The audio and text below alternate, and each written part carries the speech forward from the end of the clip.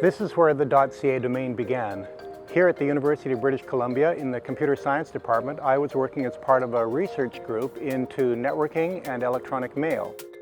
There was a wide variety of networks springing up around the world at the time. The internet was not yet dominant, and I thought that a common naming scheme as provided by the domain name system would be useful, and in particular a domain name for Canada.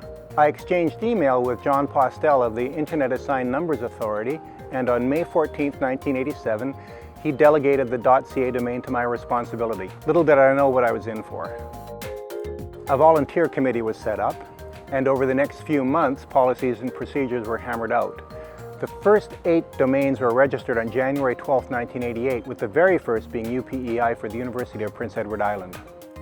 Over the next 13 years, more than 100,000 .ca domains were registered, and during that time, more than 100 people voluntarily assisted with the work of the .ca Domain Committee. In 1997, plans were started for a new organization to manage the .ca domain.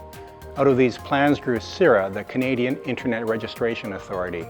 CIRA formally assumed responsibility for the registry in December 2000.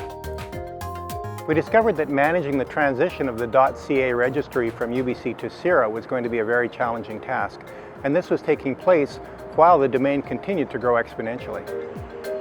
UBC stepped in to help with the large workload, and it was at this time that I met Steve Smith, Sibel Negris, and Matthew Lane.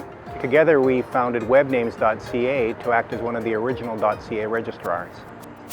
The company grew very rapidly in just a few months, and people worked literally day and night. On occasion, people even slept overnight in the office in sleeping bags.